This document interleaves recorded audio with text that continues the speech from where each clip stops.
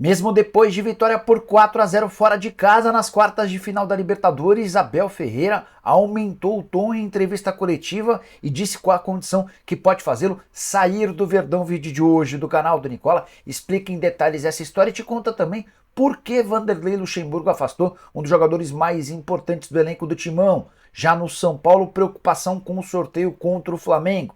Rubro-negro com muita sorte, São Paulo com pouca sorte nas últimas edições do sorteio da Copa do Brasil. Preciso te falar também sobre Pastore, oferecido para vários clubes brasileiros. Tem informação importante no Atlético Mineiro. Paulinho pode mesmo se mudar para a Inglaterra. Por falar em Inglaterra, vou te atualizar sobre as vendas de atletas no Flamengo. O presidente Rodolfo Landim tomou decisão importante. Para completar a fortuna do novo patrão do Neymar, o cara é muito, mas muito rico. Você vai ficar assustado com algumas das cifras. Tem também as últimas do mercado, bastidores, finanças e muito mais. Para não perder nada, só apertar esse botão vermelho de inscreva-se. Combinado?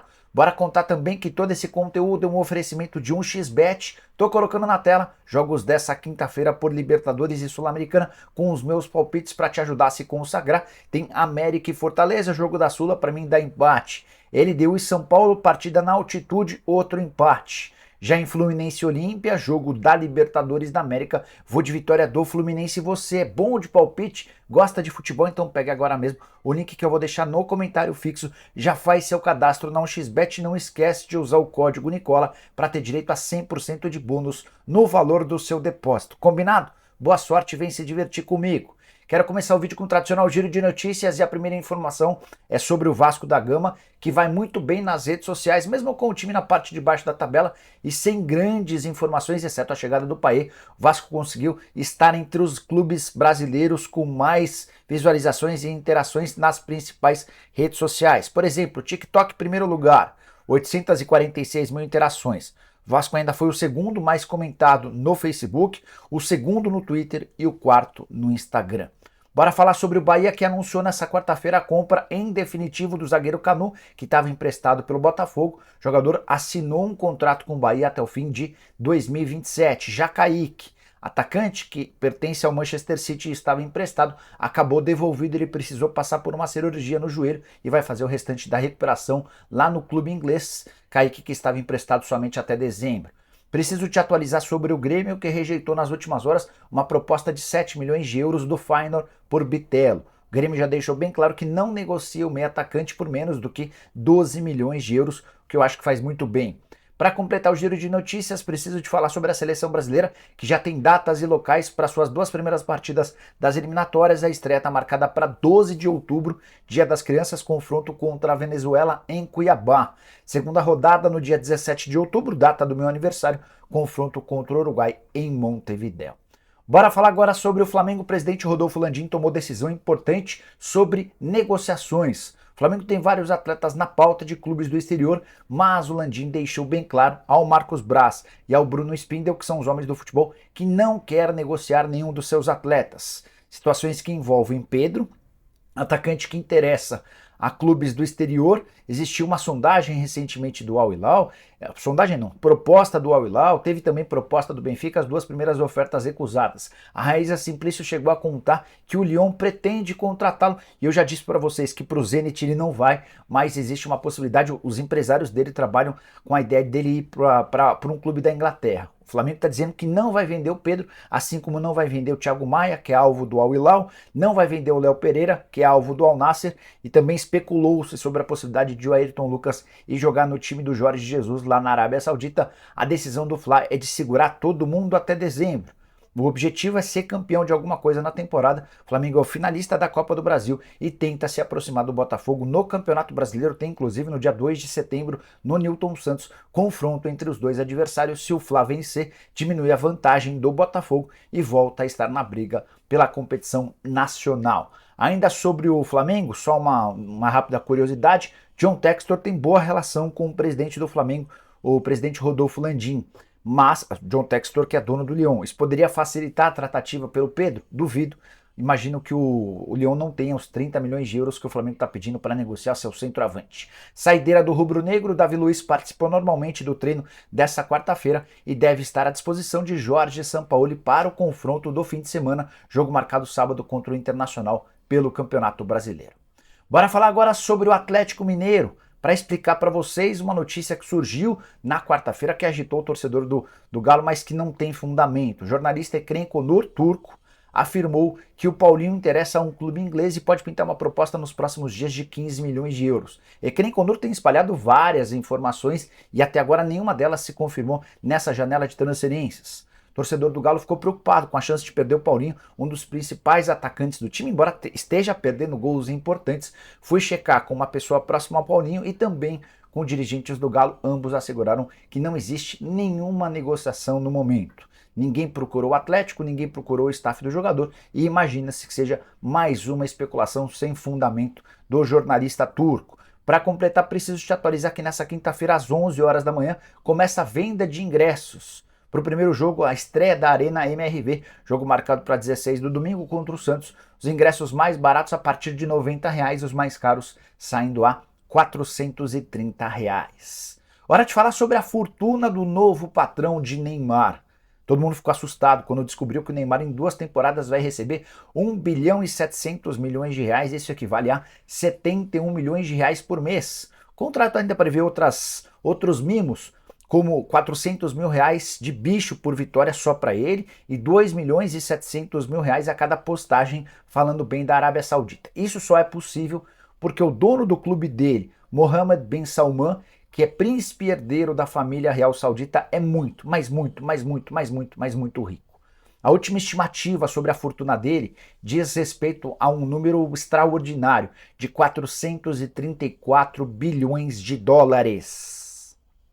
Trazendo para a nossa moeda, se minha matemática não estiver errada, 2 trilhões, 109 bilhões, 240 milhões de reais é quanto Mohammed bin Salman tem na sua conta. Ele é considerado pela Forbes a 8ª pessoa mais poderosa do mundo, tudo isso apenas aos 37 anos de idade. Mohammed bin Salman é filho do rei Salman, que por conta de um Alzheimer tem participado muito pouco da gestão da Arábia Saudita. Até por isso, o Mohammed bin Salman, que é dono do Al Hilal, tem garantido papel importante em uma série de decisões na Arábia Saudita. Ele já foi ministro da defesa do país e desde setembro do ano passado é também primeiro-ministro saudita. Ele é o cara que manda no país. Esse investimento maciço dos clubes no futebol passa muito pela ideia do Mohammed bin Salman de receber a Copa do Mundo de 2030. Entre outras coisas que o Mohammed bin Salman já fez com dinheiro, tem algumas que chamam bastante atenção. Ele gastou, por exemplo, 2 bilhões e 200 milhões de reais para comprar o Newcastle. Mas não para por aí. Em 2015, ele fez a maior compra de uma propriedade privada do mundo. Ele adquiriu o Castelo Luís XIV, perto de Paris, por incríveis 275 milhões de euros. Depois, adquiriu uma obra de arte chamada Salvator Mundi, de Leonardo da Vinci, por 450 milhões de dólares. Ele também é dono de um super iate chamado Serene, que custou 500 milhões de dólares. Tudo isso com apenas 37 anos de idade. E Nicola, mas e ele perto de alguns dos donos dos clubes lá na Europa? Ele tem mais dinheiro que os caras? Não é que ele tem mais, ele tem muito mais dinheiro que os caras. Só para comparar com 2 expoentes do futebol europeu, os donos do Manchester City e também do PSG. Mohammed bin Salman, de acordo com as estimativas, tem uma fortuna pelo menos 15 vezes maior do que cada um dos 2 que eu citei nesse episódio. Para completar sobre o Mohammed bin Salman, é importante contar também que ele exerce uma liderança na Arábia Saudita muito criticada, exatamente por cercear vozes contrárias. Um episódio recente de morte de um jornalista que criticava a família real saudita. Esse jornalista ele esteve numa embaixada da Arábia Saudita em Istambul e nunca mais saiu. A investigação dá conta de que ele foi morto dentro da embaixada e cortado, tirado de lá em pedaços. Nunca mais encontraram o corpo. Ex-Mohammed bin Salman, 8ª pessoa mais poderosa do mundo e dona e agora chefe de Neymar. Bora te atualizar sobre Javier Pastore. Você já ouviu falar sobre ele, né? Meio atacante argentino, 34 anos de idade, brilhou com a camisa do PSG. É bem verdade que nas últimas temporadas não vem conseguindo jogar muito e nem jogar bem. O atleta tem sido oferecido para vários clubes brasileiros e está desempregado desde junho da temporada passada. quando deixou o Qatar SC. Não atua há 3 meses e o fato de estar livre permite a ele assinar com qualquer clube brasileiro, mesmo com o fechamento da nossa janela. Entre os clubes brasileiros, ninguém demonstrou muita expectativa ou muito ânimo, exceto o Santos, pelo menos é o que garante o Felipe Dias. Esse setorista do Santos afirma que o Alexandre Galo, novo homem forte do futebol do Peixe, cogita até viajar para a Europa para um encontro com o Javier Pastore para saber das possibilidades de contratação do atleta. Jogador que, como eu disse, 34 anos de idade, tem jogado muito pouco. Peguei os últimos números das últimas temporadas. Temporada 2022-2023 pelo Qatar, só 8 jogos e 1 gol. Temporada anterior pelo Elche da Espanha, 15 jogos e nenhum gol. Temporada anterior, 2020 e 2021, 5 jogos e nenhum gol pela Roma. 2019 e 2020 ele até jogou um pouco mais, 15 partidas, nenhum gol e uma assistência. E você contrataria o Pastore, mesmo com esses números absolutamente ruins e pouco representativos, ainda dá para apostar no meio atacante argentino? Use espaço para comentário e deixe sua opinião, beleza? Bora falar agora sobre o São Paulo preocupado com bastidores da final da Copa do Brasil. Na próxima segunda-feira, no Rio de Janeiro, sede da CBF, a partir das 14 horas, haverá o sorteio para a definição dos mandos das finais contra o Flamengo. Jogos nos dias 17 e 24 de setembro. A gente vai descobrir na segunda-feira quem joga a primeira em casa e quem joga a primeira fora. Importante lembrar que o direito de defender ou de atuar em casa na partida decisiva pode ser fundamental para a definição do título na temporada de 2023. O São Paulo fez um levantamento que causou preocupação. Nas últimas 3 edições da Copa do Brasil, sempre que existiu o sorteio, o tricolor não deu sorte. Só 4 vezes, por conta das bolinhas, o São Paulo decidiu em casa e 7 vezes o São Paulo decidiu fora. Mas o problema e a preocupação não termina por aí. O adversário do São Paulo, o Flamengo, tem tido um retrospecto muito bom diante das bolinhas. Nos últimos 13 sorteios dos quais o Flamengo participou, ele decidiu 3 vezes fora e 10 vezes em casa. Aproveitamento muito superior ao do São Paulo, inclusive a última final da Copa do Brasil. Na temporada passada, Flamengo e Corinthians teve seu jogo decisivo no Maracanã. E você, acredita nessa história de bola gelada? É uma coincidência? Estou curioso para saber o que você pensa sobre o assunto. Use o espaço para comentário e mande ver, beleza? Mais 2 informações super importantes. Quero começar falando sobre o Palmeiras, que destruiu o Deportivo Pereira 4-0 na Colômbia. O jogo no primeiro tempo já estava 3-0, um passeio ao Alviverde. Verdão está nas semifinais da Libertadores da América, vai poder se dar o direito até de poupar jogadores na partida de volta. Os gols lá em Pereira foram marcados por, primeiro, Veiga de pênalti, Marcos Rocha e Mike no primeiro tempo e o Rony fechou o placar 4-0, um vareio, um passeio. Mas queria chamar atenção para uma declaração do Abel Ferreira em meio a esse clima de paz, de alegria pelo 4-0. Na entrevista coletiva, o Abel foi perguntado sobre a possibilidade de jogadores deixarem o Palmeiras. A gente tem ouvido muita especulação sobre o Rony, até porque o empresário dele assegurou que existem 4 propostas da Arábia Saudita. Eu cheguei a dizer que são sondagens e não propostas. O Abel disse o seguinte, tire suas próprias conclusões, abre aspas. E eu espero que o Palmeiras segure o Veiga, o Rony, o Gomes. Se os jogadores começarem a sair, eu também tenho que ir. Não faço milagres e preciso deles, assim como eles precisam de mim.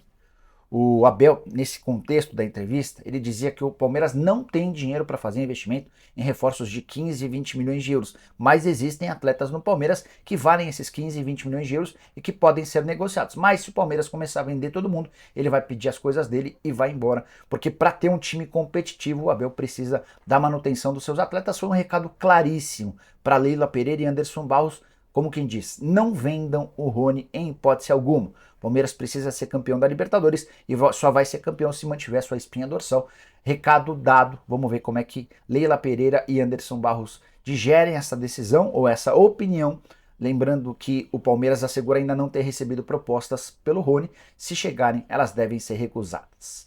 Para fechar o vídeo, eu preciso te contar sobre Vanderlei Luxemburgo, que encasquetou com um jogador que é super boa praça, enorme talento e muita bola, mas não tem jogado. Eu me refiro ao Pedro, meio atacante vendido ao Zenit por 9 milhões de euros, negócio por 50% dos direitos econômicos. O Pedro, você sabe, tem só 17 anos de idade, até por isso ele só pode ir para o Zenit quando completar 18 em fevereiro do ano que vem. Então, apesar de ter sido vendido no dia 29 de junho, foi a data do anúncio oficial da transferência, o Pedro segue no Corinthians até fevereiro do ano que vem. seria um baita reforço, jogador em crescimento, já deu ótimas impressões ao longo da temporada, sua primeira temporada de fato no time principal, mas desde a confirmação da transferência, Luxemburgo escanteou o Pedro. O menino só entrou em uma única partida desde a negociação, foram 40 minutos em campo e um jogo só, era um time meio reserva, era um time meio misto, e aí ele garantiu esses 40 minutos, foi no jogo contra o Universitário do Peru, naquela repescagem da Sul-Americana. Nas outras partidas, ou banco de reservas ou nem foi utilizado. A última vez que o Pedro esteve numa partida foi no dia 11 de junho. São quase 45 dias sem atuar. É bem verdade que o Corinthians tem contado com jogadores surgindo. O Wesley em crescimento, o Biro ainda em fase de afirmação, o Gustavo Mosquito, o Gustavo Silva / Mosquito voltando de lesão, mas eu acho que o Pedro merece mais minutos. Ou você discorda? É importante contar que ele até chegou aí ao banco de reservas outras 5 vezes desde a sua última aparição, mas não saiu do banco de reservas no confronto dessa terça-feira contra o Estudiantes, vitória por 1-0. Pedro nem sequer foi relacionado. Dirigentes do Corinthians não vão dizer isso de forma aberta, mas andam incomodados com essa decisão do Vanderlei. Eles acham que o Pedro poderia ser melhor utilizado. Foi vendido? Beleza, mas só sai em fevereiro do ano que vem e ainda teria muito tempo para que ele pudesse dar bons lucros para o Corinthians. Quero saber a sua opinião sobre o tema. Use o espaço para comentário e avalie. Esquece também de deixar like, de se inscrever no canal. A gente se encontra à tarde com mais notícias. Abraço, tchau!